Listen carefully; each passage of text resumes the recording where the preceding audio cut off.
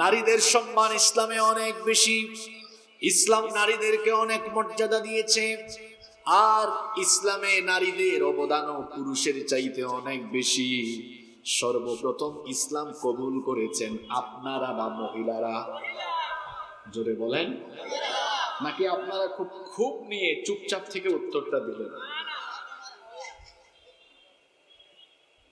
আদম আর হাওয়া নয়, সর্বপ্রথম ইসলাম কবুল করেছেন নবীজি। দাওয়াত আরম্ভ করলেন, প্রথমে ইসলাম কবুল করেছেন নবীজির স্ত্রী আমাদের মা আম্মাজান খাদিজা তাহেরা রাদিয়াল্লাহু আনহা। আপনার স্ত্রী আপনাকে ভালোবাসতে পারে, আপনাকে টেক কেয়ার করতে পারে, আপনার আনুগত্য করতে পারে, আপনাকে সম্মান করতে পারে, কিন্তু আপনার উপর ঈমান আনা এটা কিন্তু সহজ কথা নয়। আপনি এর প্রমাণ পেতে চান? আজকে বাসায় গিয়ে বলবেন আপনার স্ত্রীকে, ওগো শুনছো, আমি আজকে থেকে আল্লাহর ওলি হয়ে গেছি, তুমি আমার কাছে মুরিদ হও। ভাবি কি বলবে? শুনবে না। তুমি যে কি জাতের মানুষ এটা আমার চাইতে ভালো আর এলাকার কেউ জানে। যত বড় হুজুর হন আর খেজুর হন, বউয়ের কাছে সবাই ধর। যে উপজেলা চেয়ারম্যান হন আর এমপি হন আর মন্ত্রী হন, বউয়ের কাছে সবাই ধর। ঠিক আছে কথা? একজন স্ত্রী তার স্বামীকে ভালোবাসতে পারে, অসুস্থ হলে পরে সারা রাত খেদমত করতে পারে, স্বামীকে সম্মান করতে পারে। একজন স্ত্রী তার স্বামী সেবা করতে পারে, তাকে সময় দিতে পারে, ভালোবাসা দিতে পারে, কিন্তু ঈমান আনা এটা কিন্তু সহজ কথা নয়।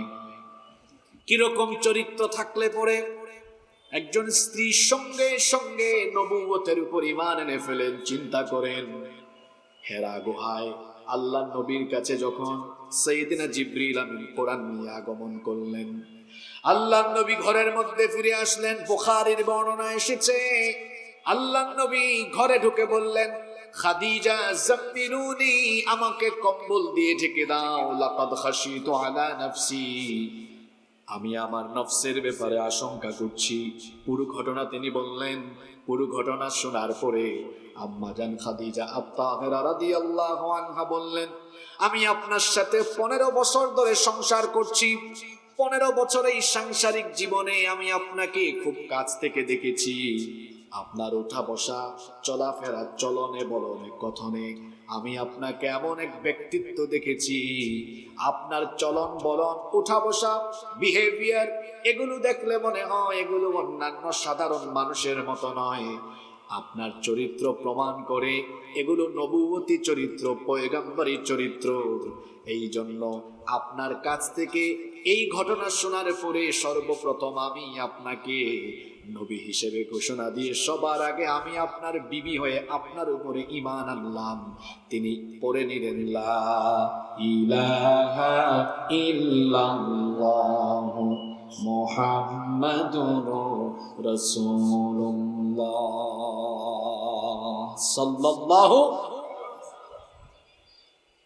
সর্বপ্রথম ইসলাম কবুল করেছেন একজন নারী। আবার যখন ইসলামের জন্য জীবন দেওয়া দরকার, তখনও পুরুষের আগে জীবন দিয়েছেন একজন নারী। সেই নারীর নাম হলো সুমাইয়া রাদিয়াল্লাহু আনহা। ইসলামে নারীদের অবদান যেমন বেশি, তেমনি নারীর মর্যাদাও ইসলামে কম না বেশি? কত বেশি একজন নারীর মর্যাদা শোনেন।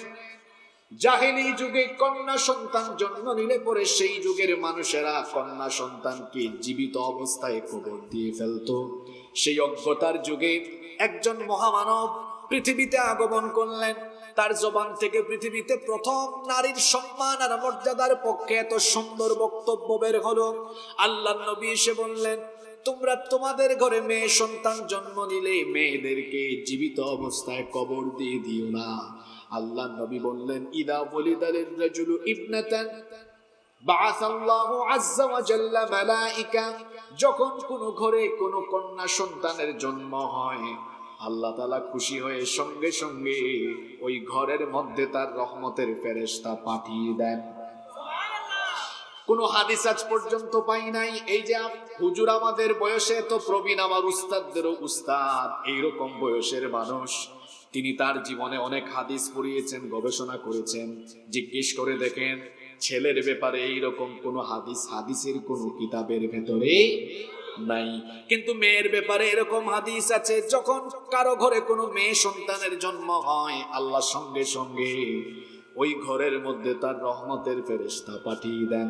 রহমতের ফেরেশতা এসে বলে, আসসালামু আলাইকুম আহলাল বাইত, ঘরবাসী প্রত্যেকটি মানুষের উপর সালাম। তারা এসে বলতে থাকে, যে ঘরে এই কন্যা সন্তানের জন্ম হলো, এই ঘরের মানুষের উপরে আল্লাহর রহমত, আল্লাহর বরকত নাজিল হোক। এই কন্যা সন্তানকে যদি তার মা বাবা উত্তম, এই কন্যা সন্তানকে যদি তার মা বাবা আদর, স্নেহ, মমতা, ভালোবাসা দিয়ে লালন পালন, প্রতিপালন করে, উত্তম শিক্ষায় শিক্ষিত করে, যদি সৎ পাত্রস্থ করে, আল্লাহর নবী বললেন ওই পিতা মাতাকে আল্লাহ আমার সাথে জান্নাত দিবে।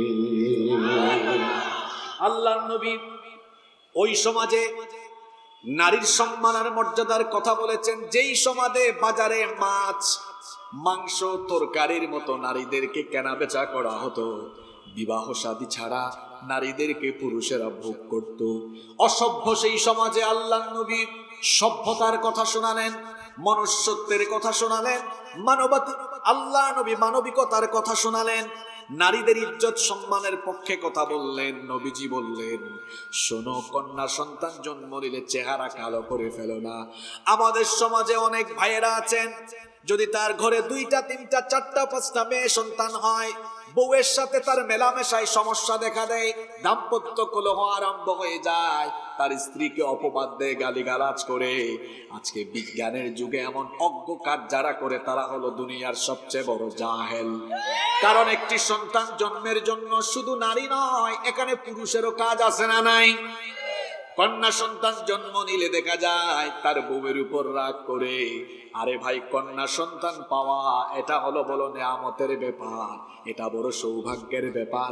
কারণ যে স্বামী আর স্ত্রী দুনিয়াতে সবচাইতে সৌভাগ্যবান আর সৌভাগ্যবতী, আল্লাহ তাআলা দয়া করে প্রথম তাদেরকে কন্যা সন্তান দান করে। কন্যা সন্তান পাওয়া এটা বড় ভাগ্যের ব্যাপার, এটা হলো সৌভাগ্যের আলামত, বরকতের আলামত। আল্লাহর নবী সাহাবীদেরকে একদিন বললেন, শোনো আমার সাহাবীরা, যার ঘরে 3টা কন্যা সন্তান আছে, ওই কন্যা সন্তানকে যে ব্যক্তি আদর, স্নেহ, মমতা, ভালোবাসা দিয়ে প্রতিপালন করে, উত্তম শিক্ষা দীক্ষা দিয়ে সৎপাত্রস্থ করবে, আমার দিকে তাকান। আল্লাহর নবী সাহাবীদেরকে কথাগুলো বলার সময় এই 2টা আঙ্গুল দেখালেন। এই 2টা আঙ্গুল দেখায় বললেন, ওয়াদাম্মাস সাব্বাবাতি ওয়াল মুস্তা। এই 2টো আঙ্গুল একত্রিত করে নবীজি বললেন, যে ব্যক্তি তার 3টি কন্যা সন্তানকে ভালোবেসে লালন পালন করবে, কিয়ামতের দিন ওই কন্যা সন্তানের পিতা মাতা আর আমি নবী এইভাবে এক জান্নাতে অবস্থান করব। দেখেন আমাকে ছেলের ব্যাপারে একটা হাদিস, আপনি ছেলের জন্য পাগল হয়ে যান। বেশিরভাগ ক্ষেত্রে দেখবেন ছেলেদের চাইতে মেয়েরাই মা বাপকে সম্মান করে বেশি। এক সাহাবী দাঁড়িয়ে গেলেন, সাহাবী বললেন, নবী গো, আমার তো 3 জন নাই, 2 জন আছে, আমি কি আপনার সাথে জান্নাতে থাকতে পারবো না? নবীজি বললেন, হ্যাঁ, তুমিও আমার সাথে জান্নাতে থাকবে। বলছিলাম ইসলাম নারীকে কেমন মর্যাদা দিল, কন্যা হিসাবে দিল, এরপরে আপনি তাকে শিক্ষা দীক্ষা দিবেন। নবীজির জবান থেকে নারী শিক্ষার কথা পৃথিবীর জমিনে প্রথম বের হয়েছে। আজ আমার সমাজে নাস্তিক পাড়ায় কিছু বাম ব্রাহ্মদের মুখ থেকে নারী শিক্ষার কথা শোনা যায়। এরা ইতিহাস সম্পর্কে অজ্ঞ, এরা ইতিহাস ভালো করে জানে না। আল্লাহর নবী বললেন, তলাবুল ইলমি ফরিদাতুন আলা কুল্লি মুসলিমিন ওয়া মুসলিমা। প্রত্যেক নরনারীর জন্য জ্ঞানার্জন ফরজ। আল্লাহর নবীর দারসে আম্মাজান আয়েশা রাদিয়াল্লাহু আনহা উপস্থিত থাকতেন। এখানে অনেক মুহাদ্দিস সাহেবরা হয়তো এসেছেন, জিজ্ঞেস করেন আম্মাজান আয়েশা রাদিয়াল্লাহু আনহা থেকে অনেকগুলো হাদিস বর্ণিত হয়েছে। নারীদের অনেক অবদান শিক্ষা ক্ষেত্রেও আছে। ইসলাম নারীকে শিক্ষা ক্ষেত্রে অধিকার মর্যাদা দিয়েছে, বিবাহ শাদীতেও ইসলাম নারীর অধিকার দিয়েছে, মর্যাদা দিয়েছে। একজন নারীকে যখন পুরুষ বিবাহ করবে, আল্লাহ বলেছেন মোহরানা দিয়ে তারপরে সম্মানের সাথে বাড়িতে উঠায় আনো।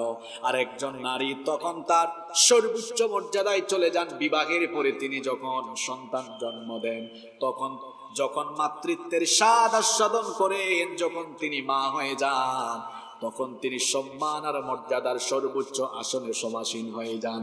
ইসলাম তাকে এত মর্যাদা দিল, ইসলাম তাকে এত সম্মান দিল।